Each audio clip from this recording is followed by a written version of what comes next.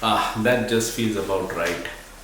Hi, I'm Rahul Dakate, and today we are going to talk about the storage problems that we are facing these days with the higher megapixel cameras. So, I'm currently shooting with the A7R Mark 5 camera, and it has around 61 megapixels. So, it's always taxing on the hard drives that I have, basically, the drives, the external drives, as well as the laptop internal drives.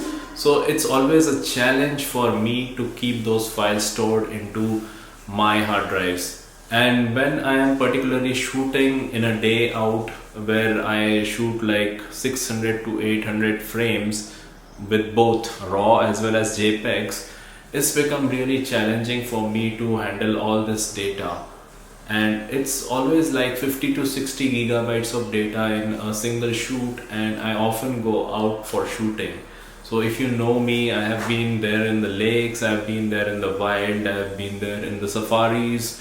And in safaris, basically, I've got a lot of data, like more than 4 to 5,000 files that I shoot in the 3 to 4 days that I have. So I've set my camera to high burst shoot rate, and it just keeps on shooting, and I get all sorts of images, both raw as well as JPEGs. And this is always taxing. So how do we manage this situation, and how do we get out of this situation? How do we shoot? What settings do we need to make inside the camera which will allow us to shoot in a way that you do not store and shoot more images just like that and waste the important data space that you have on your hard drives? So let's have a look at this in today's video. So stay tuned. So we are here in the Sony menus, and you can see that we have the image quality or recording switch. So basically we can see and set the image quality settings over here. So you can see that image quality settings are set to JPEG, and the setting is 60 megapixels. So RAW plus JPEG is what I have on my camera right now. And here are the available options that I can do away with. One is 26 megapixels and the other is 15 megapixels. That is the smaller version of the image. So you can choose between all these three. Now what I would suggest is, like, if you are on a shoot in a safari where you are going to encounter different kind of diverse wildlife like lions, tigers, giraffes, if you're on African safari, or you can see different kinds of other animals and birds that you usually do not see in the city, or when you are out in the woods, then probably 60 megapixel is the setting that I would recommend to go with, because that time it is very much logical that you get the highest resolution and you shoot in the highest resolution in there. So you can shoot at 60 megapixels when you are on an important shoot. Maybe you are shooting your clients, and other times like you are on a safari or any other times. Rest of the times I would recommend you to switch to either 26 megapixels or to 15 megapixels. Better still, the JPEG quality of this camera is very good. So instead of shooting RAW and JPEG, for those shoots where you really do not require a RAW to be shot, or you do not intend to post process your images, I would recommend that you only shoot JPEGs. Better still, if you have a HEIF camera or HEIF supported device, then you can shoot in HEIF. It's a very flexible format, and if you have got Apple devices or iPad or some other laptops that support HEIF format, then that high efficiency storage format is always the way to prefer. I've seen that I've got very good results by saving the files in HEIF format. The other thing to check out is if you really do want to shoot in RAW and JPEG. If not, then just shoot JPEGs. JPEG quality of this camera is very nice, and you wouldn't regret shooting in JPEG. But if you still want to shoot raw, then there are different types of raw, like lossless compressed is what I am shooting right now. and large, medium, and small are the options that are available with lossless compressed file sizes. So you can choose one. So just a word of warning, like if you shoot on large, you will get 61 megapixels worth of data to be stored in the files, but in the medium it's 26, and in small it is going to be 16 megapixels. You can always shoot raw compressed, which is also another good option, but you can always shoot in lossless compressed large raws wherever you are on a client shoot or whenever it is required. Uncompressed, I rarely use this one because it's huge in size, and I don't really want my files to be very huge. So either it's going to be one of these four options, and currently I'm using large, but I intend to change this going forward, probably to lossless compressed medium, because I do not require those files to be 61 megapixels if I'm just locally shooting around or doing some kind of street photography where I do not intend to utilize my images for professional work. Now, another setting that you could change to save space is the JPEG quality. So, if you think that the JPEG quality is extra fine that you require from your shoots, that's fine. You can go ahead with this option, but if not, then you can always think about changing the quality of JPEG to standard, light, or fine. So usually I have this set to X fine, and I intend to do away this setting, or probably I intend to do away with the raw setting at all when I'm shooting locally. This will really allow you to save some amount of space on your hard drive as well as on your memory cards. So now we come to the video settings that we are always burdened with. 4K is taxing, 8K is even more, and 1080p, most of the televisions are supporting 1080p, but now the world is moving to, or already has moved to, 4K, and 4K is going to be the default standard for shooting videos in coming 2 to 3 years is what I understand.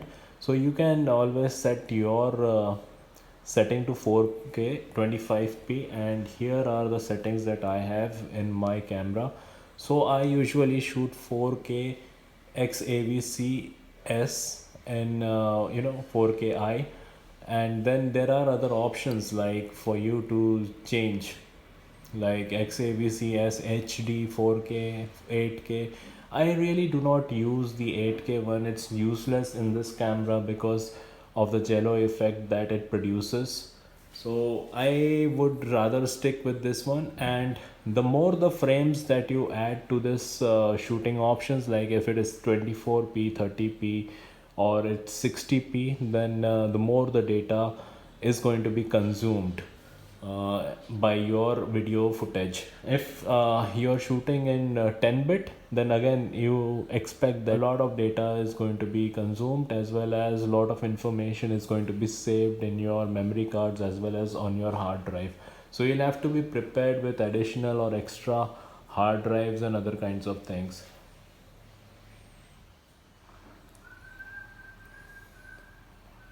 So we come to movie settings, and if you can see on my screen that if I have got 50 frames and 25 frames selected, then that would be the data that would be stored into the files.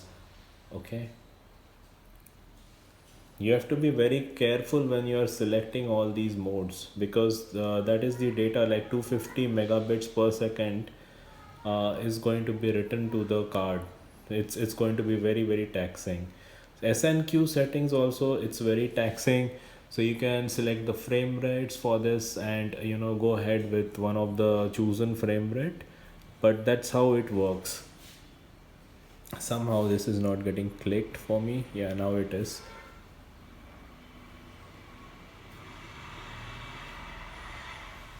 So, alright, you have seen there are different ways in which you can save your storage space, you can save your memory space. Basically, these are the tricks, or this is more dependent upon the intuition of what you intend to shoot. Because if you are intending to shoot just the casual photographs of your kids or some other things which you do not intend to use for professional work or prints, probably you are better off with the 26 megapixel size of the images, or even 16 megapixels. But if your intention is to shoot and print portraits and professional shooting with the clients, then probably I would recommend that you shoot in the full resolution of 61 megapixels with this camera, or with A1 for 50 megapixels, R5 with 45 megapixels, Z8 and Z9 with 45 megapixels.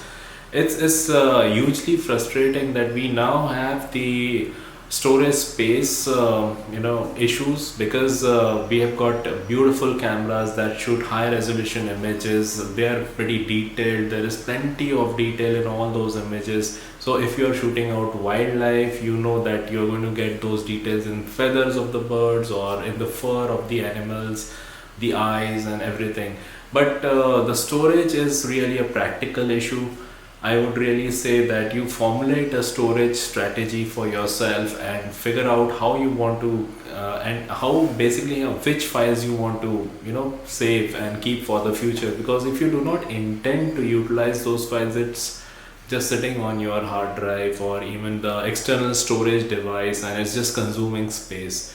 So you need to get rid of those files. So you have to make a decision on what files you need to store, how you want to store them, and only store those relevant files that you require in future, or you require for editing or purposes. Otherwise it's just going to be consuming a lot of space.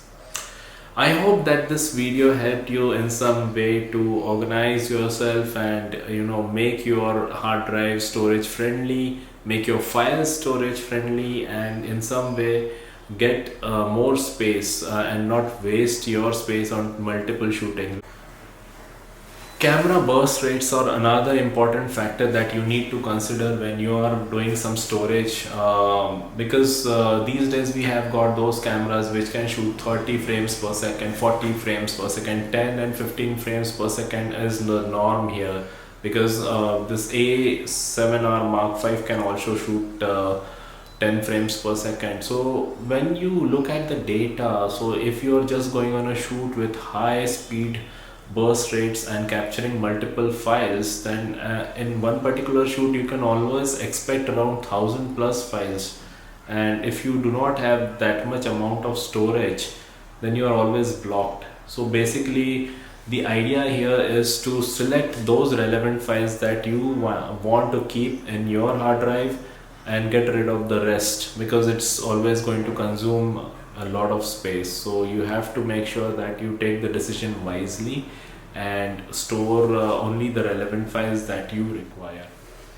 I hope that you have liked this video, and if you have made it so far, please consider liking this video and subscribing to my channel. This will always support me in some way. So currently I am just around 190 or something subscribers, not more than that, but I'm expecting it to rapidly grow soon.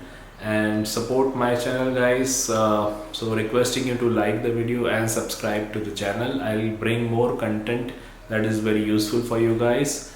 So stay tuned to the channel. Thank you very much and have a great day. Bye bye.